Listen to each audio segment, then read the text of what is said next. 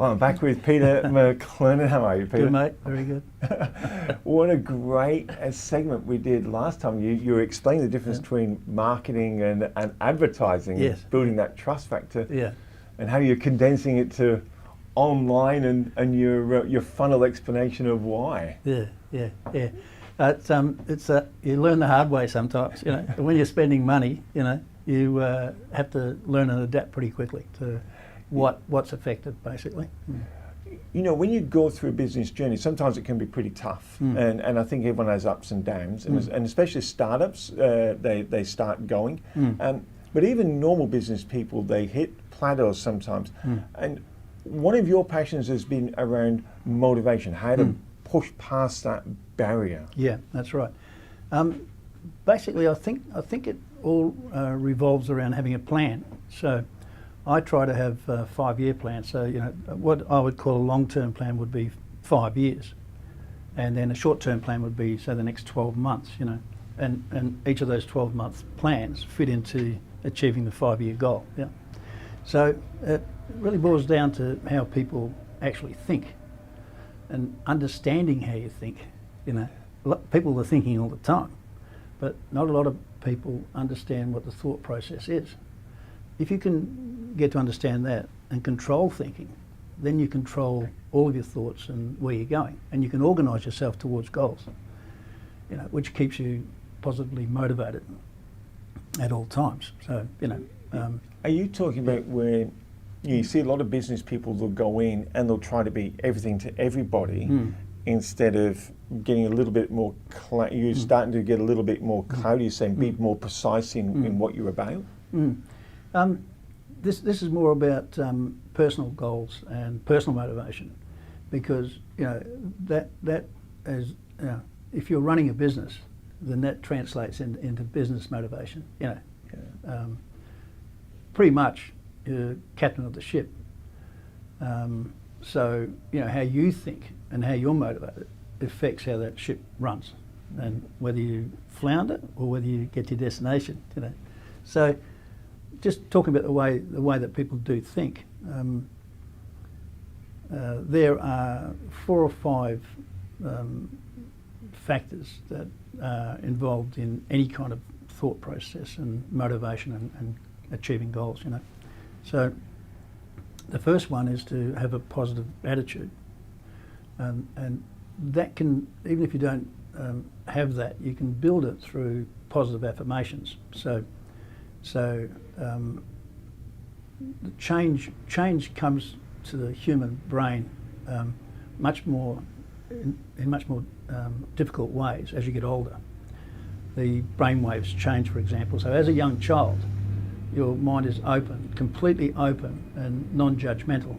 So anything a child learns during that early phase of life is absorbed by the brain and taken in as full gospel truth, And that does form how that person thinks and acts for the next, 80, 90 years, hopefully, or longer, these days.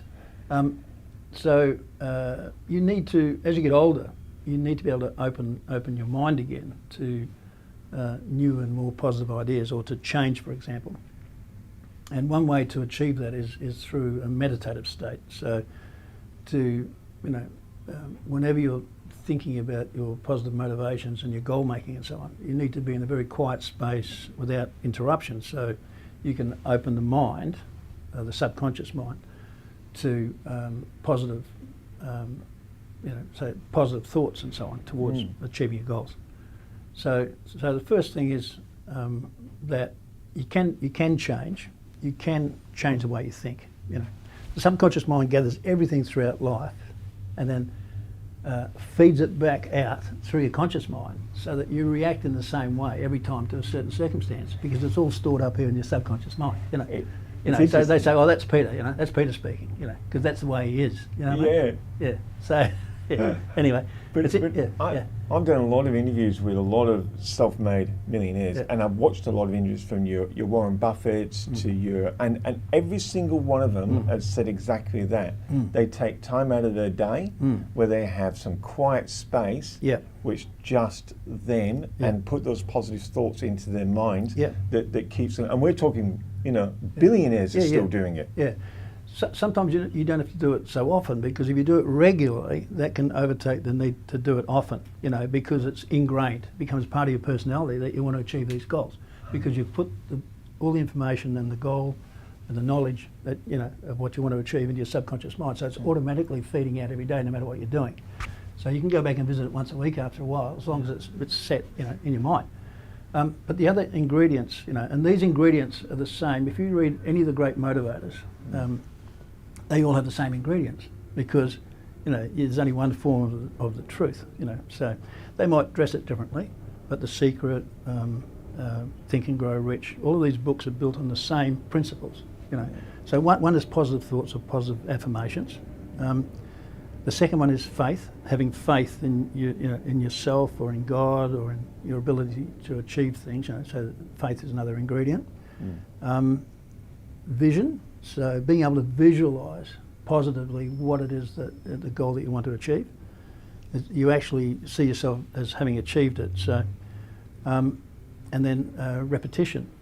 So those four ingredients really are the key to human thinking, to human motivation. If you understand those four ingredients, then you can actually control your thoughts towards your goals. When you talk vision, that struck me, because we do have Peter Hopkins on the show with his golf, and chatting to him off camera, and he said every great golfer will visualise a shot before it happens. Before it happens. Now, as I said, these things are not some new hocus pocus formula or whatever. This is understood to be how everybody thinks. Anybody that wants anything in life, visualises having it. So you want a new car. So you set a plan, about how to accumulate the money to buy it. You visualise the kind of car that you want. So you see yourself driving it, All of a sudden, as you're driving down the street, you start seeing those kinds of cars. You've never seen them before, but now you're seeing one every day or a couple every day, depending on what kind of car it is. So and you're thinking all the time, geez, I'd love to have that. It's going to be a great feeling to have that, And so this is all about how we visualise achieving anything, A lot of people don't understand that's the process. So therefore they never get to capture that process and control it.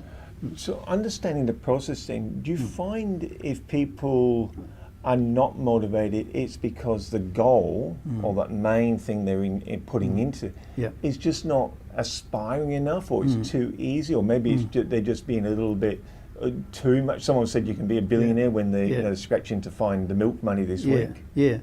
I think you have to be realistic. So your goals have to be achievable. It doesn't mean that they're not, a high set of goals. And there's the old thing. You can aim high, and even if you only get halfway there, you might be well satisfied. Depending on how high your goals are. So, not to suffer with disappointment in life. If you don't quite make it in the 5 years to where you expect to be, you would have made it well down the track, towards that goal, or achieve the goal, or supersede it. Surpass the goal. So to be satisfied, as long as you've put the effort in, there's lots of things that can happen along the way, and that's another thing. Something may come along to upset your plans and your goals, so it's just time to reset, and move again to give yourself another time frame in which to achieve the same goals. It's interesting you're saying that the people that constantly seem to move forward, they hit a roadblock or something upsets. But they use your language. Oh well, I'll just reset. It's like well, of course, it's like you've already made the acceptance that, well, of course, things will happen along the way. So they're not, and it's disappointing to you. They're just a trigger to go, okay, I'll work my way around it. I'll reset again. We're probably talking to here mainly to people who start with nothing or very little, because and there's lots of those people out there. So it doesn't matter. People have been successful from all walks of life and all stages of life and so on. For me, for example, I don't believe in any kind of age barrier. So I'll start a 5-year plan when I'm, 70 or something, just to keep myself interested and keep things happening, So age is no barrier. Education's not a barrier. Starting position as far as wealth goes, no barrier either. So you look around at lots of people who have made it from all kinds of positions, So the point is that if you start with very little or nothing, as long as you're healthy, and in Australia we're quite fortunate that water's not a problem, food's not a problem, clean air's not a problem, those basics of life, As long as you have those, you can start again at any time. Wealth accumulation is really a kind of a game, that we play. We like to be good at it, we like to win, but it is only a game, It's not what keeps us alive. So what keeps you alive is, like I say, air to begin with, because you die quite soon after if you haven't got it. Next comes water, as we know, then food, then shelter, and then love and relationships, Yeah. Because if you have all the others and you don't have the love and relationships, you've really got nothing anyway. So everything's built on love initially. So then comes all these products and possessions and belongings and things. They're nice to have, but they're not essential to life. So if you lose them at any time during your life, you just start again. As long as you've got all those other ingredients, you're 100 miles ahead of a lot of other people. So you can always start again and move on, and that's part of the game. Do you find when people, and I love how you say that they're the core ingredients and people can't take them off you. Once you've got that, you can start again whenever. Yeah. Do you find when people have gone, either they're starting off or they've gone through a hard time, they lose their sense of direction? You help people, as I know you're very generous in your time, people have sat down. Do you find that's one of the struggles sometimes? They've been in a hard place, they just can't see the wood for the trees, almost no direction? Yeah. It can happen to a lot of people. It might be health, for example. You might have an episode of bad health. Could be bankruptcy or loss of possessions and so on. Any of those things really. It's like they say. It's not how many times you get knocked down that counts. It's how many times you get back up. But the other thing is. Sorry, I've just lost track there for a minute. But just people trying to find a direction. They might be a bit lost after getting knocked down. Well, I've actually got, I invented a motivational tool, might help some people, about 20 or 30 years ago, called Stepping Stones. So it's a motivational tool that you use when you're meditating. So we can use it anywhere. You can use it on the bus on the way to work or just in some quiet spot, each day. And initially you use it daily, but then you might start to use it just once a week. Like I say, once you've indoctrinated yourself with all of your goals and everything else and all your positive thoughts, you don't need to use it so often. But it's a bit like, say, prayer beads. So prayer is a great motivator. It's exactly, creating miracles comes from praying, and praying is just repetition of positive affirmations. And then faith, right? So it's the same ingredients, and they create miracles, right? So you want to create a miracle in your life, use similar ingredients. So what I do, and what they do with rosary beads, and lots of religions have them, and not just rosary beads for Christians and so on, but then Buddhists, Muslims, most of the great religions have some form of beads that they use, for prayer. So they just they visualise what they want from God or whatever, good health or whatever it is, or recovery for someone else or whatever it is, and then they pray and use positive affirmations to try and create a miracle or assist that person to recover or whatever it is. So I have a non-religious set of beads which are called stepping stones. So they have 4 sets of 5 stones which are affirmation stones, 5 smaller beads which are faith stones, and 1 stone at the top which is a visualisation stone. So you just hold it in one hand, you just go around like this. So you have 5 positive affirmation statements, 1 faith statement, 5 positive affirmations, 1 faith, 5 positive affirmations, 1 faith, 5 positive affirmations, 1 faith, and you get to the visualisation stone. When you get back to the visualisation stone, you hold that and you visualise what it is that you're wanting to achieve, and probably the time frame, and you visualise it as if you've already achieved that, So, and then you can just repeat that as many times as you like. And your faith statement could be a religious statement, but more often than not, it's just a statement about having faith in yourself, having faith in the outcomes, you know, or whatever it is. It could be religious, doesn't matter, you know. But these are not they're non-religious. So they're very personal.